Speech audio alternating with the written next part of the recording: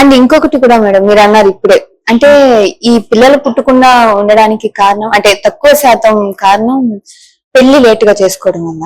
అట్లా ఏం లేదు, లేట్ మ్యారేజెస్ అని కూడా కాదు. కొంతమందికి వెంటనే కూడా ఇప్పుడు లేట్ మ్యారేజెస్ అయినా కూడా 20-30 చేసుకున్నా కూడా అవుతారు.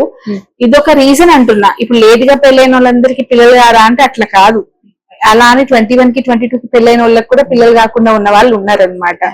సో అట్లా కూడా మ్యారేజ్ లేట్ గా చేసుకోవడం వల్ల కాదు, ఛాన్సెస్ తగ్గుతాయి అని చెప్తున్నాం అంతే, అవ్వరు అని కాదు, ఛాన్సెస్ తగ్గుతాయి. ఆడవాళ్ళలో కనుక 35 తర్వాత కనుక ప్రెగ్నెన్సీ ఒకవేళ వస్తే వాళ్ళకి వేరే కోమాప్స్ అంటే బీపీ వచ్చే ఛాన్స్ కానివ్వండి, లేకపోతే డయాబెటీస్ వచ్చే అంటే షుగర్ ప్రెగ్నెన్సీలో వచ్చే ఛాన్స్ కానివ్వండి ఎక్కువ ఉంటది అనమాట. అండ్ ప్రెగ్నెన్సీ లాసెస్ అంటే మిస్క్యారేజెస్ అవ్వే ఛాన్స్ కానీ ఎక్కువ ఉంటది ఆఫ్టర్ 35. ఎందుకంటే ఆఫ్టర్ 35 ఫీమేల్ లో ఎగ్ క్వాలిటీ అనేది తగ్గిపోతుంది. ప్లస్ ఇంకా ఎనామ్లెస్ బేబీస్ అంటే ఏదో ఒక అవయవ లోపాలతో కానీ లేకపోతే లైక్ జెనెటిక్ ఇష్యూస్ తో కానీ పిల్లలు పుట్టే అవకాశం ఉంటుంది ఆఫ్టర్ 35 కనుక ప్లాన్ చేసుకుంటుంటే. వీటికి ఎలాంటి ఫుడ్ అలాంటివి సజెస్ట్ చేస్తారా? మంచి ఫుడ్ విషయం కాదు, మన బాడీ ఇంకా అట్లా బిల్డప్ అయిపోయింది అనమాట. ఇప్పుడు మనం చిన్నగా ఉన్నప్పుడు లైక్ క్రాల్ చేస్తాం, ఒక 1 year కి నడుస్తాం, ఎట్లాగో ఇది కూడా 35 అవ్వగానే మన ఓవరీ ఏజ్ అయిపోతుంది అనమాట, ఓల్డ్ అయిపోతుంది అట్లా. సో ఇది ఎలా ప్రివెంట్ చేసుకోవచ్చు అంటే ఫుడ్ హ్యాబిట్స్ వల్ల కాదు. ఇఫ్ యూ మీరు ఫైనాన్షియల్ గా ఇంకా సెటిల్ అవ్వలేదు, మీరు తర్వాత ప్లాన్ చేసుకుందాం అనుకుంటున్నారు ప్రెగ్నెన్సీ 35 తర్వాత ప్లాన్ చేసుకుందాం అనుకుంటున్నారు అంటే ఎగ్ ఫ్రీజింగ్ అని ఉంటది. స్పర్మ్ ఫ్రీజింగ్, ఎగ్ ఫ్రీజింగ్ అనే టెక్నిక్స్ ఉంటాయి. సో ఏంటంటే మీ ఎగ్స్ ని మనం స్టోర్ చేయొచ్చు. మీ ఎగ్స్ కలెక్ట్ చేసి వాటిని స్టోర్ చేసుకోవచ్చు. స్పర్మ్ ని కూడా అదే విధంగా కలెక్ట్ చేసి స్టోర్ చేసి ఐవీఎఫ్ పద్ధతి ద్వారా ప్రెగ్నెన్సీ తెచ్చుకోవచ్చు అనమాట. ఇప్పుడు చాలా మంది సెలబ్రిటీస్ అట్లనే ప్లాన్ చేసుకుంటున్నారు. ఈ ఐవీఎఫ్ పద్ధతి మంచిదే అంటారా? చాలా మంది దీని మీద చాలా అపోహలు ఉన్నాయి, దీని వల్ల సైడ్ ఎఫెక్ట్స్ వస్తాయని చెప్పి కొంతమంది కొన్ని చెప్తున్నారు వాళ్ళు. సో ఏమైనా సైడ్ ఎఫెక్ట్స్ కానీ లేకుంటే ఏమైనా ఇబ్బందులు ఉన్నాయంటారా?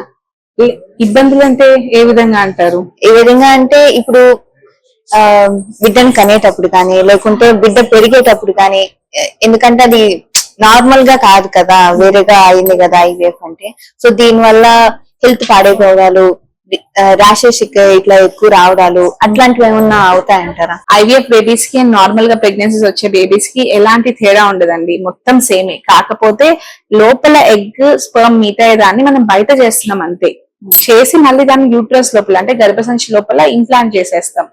సో వీటిలో సో ఎలా అంటే పిల్లలు డిఫరెంట్ గా పుడతారు, నార్మల్ డెలివరీస్ అవ్వవు, సిజేరియన్స్ అయితే ఇట్లాంటివి ఏం లేదనమాట. కాకపోతే వాళ్ళు ప్రిషియస్ ప్రెగ్నెన్సీస్ కాబట్టి చాలా మంది ముందుగానే భయపడి అడుగుతారు అనమాట. ఐవీఎఫ్ చేయించుకొని నార్మల్ డెలివరీస్ అయిన వాళ్ళు కూడా ఉన్నారు. అండ్ బేబీస్ నార్మల్ బేబీస్ లాగానే న్యాచురల్ ప్రెగ్నెన్సీస్ వచ్చిన బేబీస్ ఎలా ఉంటారో వీళ్ళు కూడా అలానే ఉంటారు. వాళ్ళ మైల్ స్టోన్స్ అంటే పాకడము, లైక్ ఉల్టా పడడము, నడవడము, మాటలు చెప్పడము, అవన్నీ నార్మల్ బేబీస్ ఎట్లయితే చేస్తారో ఐవీఎఫ్ ద్వారా పుట్టిన బేబీస్ కూడా అట్లనే చేస్తారు. కేవలం వాళ్ళ ఫార్మేషన్ మాత్రమే మనం బయట చేస్తాం అంతే. ఎగ్ లోకి స్పర్మ్ ఇంజెక్ట్ చేయడం బయట జరుగుతుంది. ఓకే, సో అదొక్కటే తేడా అంటారు. సో ఈ ఐవీఎఫ్ సేఫేనా? సేఫ్ అండి.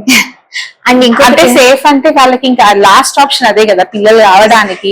వాళ్ళు చాలా పద్ధతులు ముందు వెళ్ళుంటారు, లైక్ మెడిసిన్స్ వాడుంటారు, లైక్ అవ్వడానికి ఎక్స్పైర్ అవడానికి మెడిసిన్స్, ఇంజెక్షన్స్ అవన్నీ కూడా వెళ్ళి దాని తర్వాత సక్సెస్ అవ్వకపోతే మనము ఇంట్రాయూటరైన్ ఇన్సెమినేషన్ అంటే ఏంటంటే ఈ స్పర్మ్ ని డైరెక్ట్ గా యూట్రస్ లోకి ఇంజెక్ట్ చేస్తాం అనమాట, హస్బెండ్ స్పర్మ్ ని. సో అది కూడా అవ్వట్లేదు అంటే లాస్ట్ ఇంకా ఐవీఎఫ్ అనమాట. మీరు ఇప్పుడు అన్నారు స్పర్మ్ ని ఇంజెక్ట్ చేస్తాను, దానికి ముందు అమ్మాయి కానీ అబ్బాయి కానీ ఏమైనా ప్రికాషన్స్ తీసుకోవాలంటారు? ఫుడ్ వైజ్ కానీ లేకుంటే హెల్త్ వైజ్ కానీ? ఫుడ్ వైజ్ ఉంటదండి. ఫుడ్ ఏం చేస్తుంది అంటే వీటి యొక్క క్వాలిటీ అనేది ఇంప్రూవ్ చేస్తుంది. Egg quality egg quality and sperm క్వాలిటీని అయితే ఇంప్రూవ్ చేస్తాయి అనమాట. పర్టికులర్ ఫుడ్ ఐటమ్స్ ఉంటాయి, anti oxidant rich food items ఉంటాయి. అండ్ దాంతో పాటు కొన్ని సప్లిమెంట్స్ కూడా ఉంటాయి అనమాట. అంటే అవి మంచిగా ఉండడానికి, వాటి క్వాలిటీ మంచిగా ఉండడానికి కొన్ని సప్లిమెంట్స్ కూడా వాడితే బెటర్ అవుట్కమ్ అనేది ఉంటుంది. ఇంకా మనం ఈ ప్రెగ్నెన్సీది, ఈ గర్భసంచి పక్కన పెడితే ఈ టాపిక్ ఎక్కువగా మనం ఫస్ట్ కూడా టాపిక్ మాట్లాడుకున్నాం పీసీఓడి గురించి. దానికి సంబంధించి కొన్ని ఇరిటేషన్స్ వస్తాయంటారు, ఇబ్బందులు వస్తాయంటారు, హెల్త్ ఇష్యూస్ వస్తున్నాయి ఇవి అంటున్నారు కదా. వీటిని కొంచెం తగ్గించడానికి అంటే మనం పూర్తిగా తీసుకోలేకపోయినా దానికంటూ కొన్ని ప్రికాషన్స్ ఉంటాయి. అది ఫుడ్ వైజ్ గా కావచ్చు, ఎక్సర్సైజ్ వైజ్ గా కావచ్చు, ఏదైనా ఎలాంటివి తీసుకుంటే బెటర్ అంటారు? సో ఈ పీసీఓడి ఎట్లా అంటే మన షుగర్ లాగానే, ఇప్పుడు డయాబెటీస్ ఎట్లనో పీసీఓడి కూడా అట్లనే. ఇది ఒకసారి మనకు వచ్చిందంటే మన లోపలే ఉంటది, అది పోదన్నమాట. ఈ పీసీఓడి రావడానికి గల కారణాలు ఏంటంటే హార్మోన్ ఇంబ్యాలెన్స్. హార్మోన్ ఇంబ్యాలెన్స్ ఎందుకు అవుతుంది? మెయిన్ పీసీఓడి దేని వల్ల వస్తుందండి? హార్మోన్ ఇంబ్యాలెన్స్ వల్ల వస్తుంది. హార్మోన్ ఇంబ్యాలెన్స్ ఎందుకు అవుతుంది? మనం ప్రాపర్ గా స్లీప్ లేకపోతేనో, లేకపోతే ఏదైనా స్ట్రెస్ ఉంటేనో, లేకపోతే మన ఒబీస్ మనం ఎక్కువగా లావ్ అయిపోతుంటేను, అవును. వీటన్నిటి వల్ల అవుతుంది. ఇవి ఎట్లా లింక్ అయి ఉంటాయంటే, కొంచెం బొద్దుగా అయ్యేటప్పుడు మన అబ్డమన్ దగ్గర అంటే మన పొట్ట దగ్గర ఫ్యాట్ అనేది చేరుకుంటది, కొవ్వు. సో అది ఏమైతుంది, ఆడవాళ్ళలో ఎక్కువ కొవ్వు పేరుకపోయి అది మేల్ హార్మోన్స్ కింద కన్వర్ట్ అవుతుంది. మన బాడీలో మేల్ హార్మోన్స్, ఫీమేల్ హార్మోన్స్ రెండు ఉంటాయి. కాకపోతే ఫీమేల్స్ లో కొంచెం డామినెంట్ గా ఫీమేల్ హార్మోన్స్ అనేవి ఎక్కువ ఉంటాయి, మేల్ హార్మోన్స్ కొంచెం తక్కువ ఉంటాయి. ఈ మనం కొంచెం బొద్దుగా అయిపోయిన వాళ్ళలో ఈ పొట్ట దగ్గర ఫ్యాట్ వచ్చినప్పుడు ఏమైతుందంటే ఆ ఫ్యాట్ మేల్ హార్మోన్స్ కింద కన్వర్ట్ అవుతుంది. సో మేల్ హార్మోన్స్ ఎక్కువైపోయి ఫీమేల్ హార్మోన్స్ డౌన్ అవుతాయి. దాని వల్ల అప్పర్ లిప్ మీద హెయిర్ రావడం, మీసాల్లాగా హెయిర్ రావడము, గడ్డాల్లాగా కొంచెం చిన్ మీద హెయిర్ కనిపించడము, అండ్ బ్రెస్ట్ చుట్టూ కూడా హెయిర్ రావడం, ఇలాంటి ప్యాటర్న్స్ మనం గమనిస్తుంటాం అనమాట. ఫస్ట్ సిగ్నల్ అనమాట ఇది. సో ఇలా సిగ్నల్స్ అండ్ దీని తర్వాత కొంతమందికి సైకిల్స్ ఇర్రెగ్యులర్ అవుతా ఉంటాయి. ఇలాంటి సింటమ్స్ కనిపించినప్పుడు ముందు మీరు వెళ్ళిపోయి మీకు ఏమన్నా స్కాన్ చూసుకొని ఇలాంటివి ఏమన్నా ఉంటే మీరు ముందు స్కాన్ చూసుకొని, స్కాన్ లో పీసీఓడి అట్లా ఏమన్నా ఉంటే మీరు ముందు వెయిట్ లాస్ అయ్యారనుకోండి, చాలా వరకు దీన్ని తగ్గించవచ్చు. మెయిన్ ఏంటంటే ఇప్పుడు చాలా మంది ఉండాల్సిన దానికన్నా మన హై సెడెంటరీ లైఫ్ స్టైల్ వల్ల మనకి ఈజీగా దొరుకుతున్నాయి. ఇప్పుడు ఫుడ్స్ ఏవైనా సరే మనం ఇట్లా పెట్టగానే వెంటనే ఇంటికి వచ్చేస్తుంది. సో ఏదైనా సరే వెంటనే వచ్చేస్తాయి. అవన్నీ తీసుకోవడం వల్ల జంక్ ఎక్కువ తీసుకుంటున్నాం, అండ్ మనకి ఫిజికల్ ఎక్సర్సైజ్ అనేది అస్సలు లేదు. అండ్ ఏంటి, లేట్ నైట్స్ పనుకుంటున్నాం, ఫోన్ స్క్రోల్ చేసుకొని 2 గంటలకి 3 గంటలకు పనుకుంటున్నాం, అండ్ మార్నింగ్ లేవట్లేదు. వైటమిన్ డి తక్కువ ఉంటుంది మనకి. వైటమిన్ డి తక్కువ ఉన్నా కూడా మనకి పీసీఓడి అనేది వస్తుంది. సో మనం అసలు మార్నింగ్ ఎండలోకి ఎక్కడ వెళ్తున్నాం? మార్నింగ్ మనకి ఎండలో వైటమిన్ డి అనేది చాలా మంచిగా ఉంటది, బట్ మనం ఎప్పుడు వెళ్తున్నాం ఎండలోకి? సో దీని వల్ల ఎక్కువ అవుతుంది అంటారు. సో ఏంటంటే ఇప్పుడు మనకి మిడ్ నైట్ టైం మన బాడీ ఎప్పుడైతే పూర్తిగా రెస్ట్ మోడ్ లో వెళ్తుందో, అంటే 2-3 ఆ టైంకి ఏమైందంటే మన బాడీలో హార్మోన్స్ అనేవి విడుదలైతాయి. మనం రిలీజ్ అయ్యే టైంకి మనం ఇంకా పనుకోకుండా ఉంటే ఎక్కడ రిలీజ్ అవుతాయి? సో మన బాడీకి కావాల్సిన రిలీజ్ అవుతుంది. మీరు 2-3 అనుకుంటే అది 4 రిలీజ్ అయిపోయి 6 ఆగిపోయింది. ఎగ్జాంపుల్ చెప్తున్నా. సో మనకి 2 నుంచి ఇంకొక 2 అవర్స్ ముందే రిలీజ్ అయితే మనకు కావాల్సినంత వస్తుంది కదా, ఇప్పుడు ఇన్సఫిషియెంట్ గా రిలీజ్ అవుతుంది. సో మనకి ప్రాపర్ గా రిలీజ్ అవ్వకపోవడం వల్ల, లేకపోతే ప్రాపర్ గా కొంతమంది టైం టు టైం పనుకున్నా కూడా కొన్నిసార్లు మన స్ట్రెస్ ఆలోచనలు వీటి వల్ల ఈ స్ట్రెస్ హార్మోన్స్ అనేవి ఎక్కువైపోయి ఈ ఫీమేల్ రిలేటెడ్ హార్మోన్స్ కూడా తగ్గుతూ ఉంటాయి అన్నమాట. సో స్ట్రెస్ ఉంచుకోవద్దు. అసలు మనకి చాలా వరకు ఇప్పుడు పిల్లలు కానివ్వండి, చాలా మంది వస్తారు కదా, అన్నెసరీ స్ట్రెస్, అన్నెసరీ అసలు అవసరమైన దానికన్నా ఎక్కువ స్ట్రెస్ తీసుకుంటున్నారు అనమాట. ఈ జాబ్ పరంగా కానివ్వండి, లేకపోతే చదువుకోవాలని చెప్పని కానివ్వండి, అట్లా స్ట్రెస్ ఎక్కువ ఉండడం వల్ల ఉంటుందండి. ఇప్పుడు ఇంతకు ముందు ఇంత ఉండేది కాదు. ఇప్పుడు 9th క్లాస్ పాపని చూసినా కూడా అట్లనే ఉంటుంది. ఇప్పుడు చాలా 11 years పాపకి, 12 years పాపకి కూడా పీసీఓడి చూస్తున్నాం ఇప్పుడు. ఇంత అంటే పీసీఓడి చాలా ఎర్లీగా వస్తాయి. చాలా మంది ఏంటంటే ఉండాల్సిన అసలు ఫిజికల్ యాక్టివిటీ ఉండట్లేదు ఇప్పుడు పిల్లల్లో. వాళ్ళు 9 to 5 or 9 to 3 వెళ్తారు స్కూళ్ళకి. తర్వాత వచ్చిన తర్వాత ఏదో ఒకటి ఇంట్లో యాక్టివిటీసే కానీ వాళ్ళకి ఫిజికల్ యాక్టివిటీనే లేదు. అండ్ జంక్ ఎక్కువ ఈజీగా available, junk, chips, cool drinks ఇవన్నీ ఉంటున్నాయి, అవి ఈజీగా తీసుకుంటున్నారు. ఫుడ్ ఎలాంటివి తీసుకోవాలంటారు? ఏదైనా హోమ్ కుక్డ్ ఫుడ్. ఇంకా మిలెట్స్ అయితే చాలా బెటర్ అండి. మిలెట్స్ అంటే జొన్నలు, రాగులు, సజ్జలు, సామలు ఇవన్నీ ఉంటాయి కదా, ఇవి బెటర్ రైస్ తో కంపేర్ చేస్తే. మనం ఒక పూట రైస్ తీసుకుంటున్నా, ఒక పూట మిలెట్ డైట్ తీసుకుంటే పెద్దవాళ్ళకి మంచిది, పిల్లలకి మంచిది, అందరూ హెల్దీగా కూడా ఉంటారు. Correct ma'am. అండ్ ఇంకొకటి ఏంటంటే ఈ పీరియడ్ సమయంలో చాలా మందికి పీరియడ్ చాలా లేట్ గా వస్తూ ఉంటుంది. దేని వల్ల లేట్ అవుతుంది అంటారు?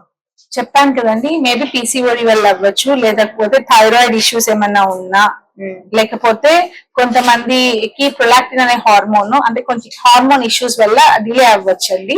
అది మనం చూసి ఏ హార్మోన్ వల్ల తనకి ఏ హార్మోన్ వల్ల ఇబ్బంది ఉందో చూసుకొని దానికి ట్రీట్మెంట్ ఇచ్చుకుంటే సరిపోతుంది. ఒకవేళ 1 to 3 months పీరియడ్ రాలేదు, అప్పుడే మనం డాక్టర్ ని కన్సల్ట్ అవ్వచ్చా? లేకుంటే మనం ఏమన్నా ప్రికాషన్స్ కానీ, లేకుంటే అన్ని బొప్పాయి పండు అవి ఇవి తినాలి అంటారు, అలాంటి నార్మల్ ఏమన్నా ట్రిక్కులు చెప్తారా మీరు? ఒక 1 month దాకా అయితే వెయిట్ చేయొచ్చు. ఇప్పుడు మీకు లేదా ఒక 10 to 15 days వరకైనా వెయిట్ చేయొచ్చు. ఇప్పటిదాకా రెగ్యులర్ గా వచ్చింది, సడన్ గా రావట్లేదు, ఆగిపోయింది అంటే ఒక్కొక్క ఏజ్ కి ఒక్కొక్క ప్రాబ్లం ఉంటది. మీరు టీనేజ్ లో ఉంటే ఒక ప్రాబ్లం ఉంటది, మీరు 30 to 50 మధ్యలో ఉంటే ఇంకొక ప్రాబ్లం ఉంటది. సో మెయిన్ గా ఈ మధ్య నేను రీసెంట్ గా ఏం చూస్తున్నానంటే అండి, కాలేజ్ గోయింగ్ పిల్లలు, నేను జడ్జ్ చేయట్లేదు ఎవరిని, వాళ్ళ పీరియడ్స్ రావట్లేదని 2-3 months అట్లనే ఉంటున్నారు. తర్వాత ఇక్కడికి వచ్చి చూయించుకున్నప్పుడు వాళ్ళ ప్రెగ్నెన్సీ ఉంటుంది, లైక్ 3 months 4 months ప్రెగ్నెన్సీ ఉంటుంది. సో ఏంటి అంటే మీరు చూసుకున్నా అంటే వాళ్ళకి తెలియదు. ఇప్పుడు అది మనం టర్మినేట్ చేయాలన్నా ఏంటి, వాళ్ళ ఇంట్లో కూడా చెప్పట్లేదు అనమాట, భయపడి ఏమైతుందో ఏంటో అని చెప్పి. బట్ ఒకటి చెప్తున్నాను, అబోవ్ 18 ఎవరైనా, మీరు అబోవ్ 18 ఉన్నప్పుడు మీరు ఒక్కళ్ళు వచ్చినా కూడా విత్ యువర్ కన్సెంట్ ఎంపీపీస్ అయితే జరుగుతాయి. అది మెడికల్ పరంగా అయితే. చాలా మంది ఏంటంటే ఒకసారి రావట్లేదని కొన్నిసార్లు చెక్ చేసుకుంటారు, వాళ్ళే అన్మ్యారీడ్ పిల్లలు చెక్ చేసుకొని వాళ్ళే ఓవర్ ద కౌంటర్ అంటే వాళ్ళే పిల్స్ తీసేసుకుంటున్నారు బయట తీసేసుకొని. అండ్ ఎలా తీసుకోవాలి, దానికి ఒక ప్యాటర్న్ ఉంటుంది, ఒక పద్ధతి ఉంటుంది, అది వేసుకునేది కూడా ఒక ప్యాటర్న్ ప్రకారం వేసుకోవాలి. వాళ్ళు అలా కాకుండా ఎలా పడితే అట్లా వేసుకొని, అది కొన్నిసార్లు కొంచెం పీస్ వెళ్ళిపోతుంది, కొంచెం పీస్ లోపలే ఉంటుంది. అది లోపల ఉండి కొన్నిసార్లు యూట్రస్ అంతా ఇన్ఫెక్షన్ అయిపోయి తర్వాత వాళ్ళ ప్రాణాలకే ఇబ్బంది అవ్వచ్చు, సెప్టిక్ షాక్ లోకి వెళ్ళిపోవచ్చు, ఇన్ఫెక్షన్ అట్లా వచ్చి.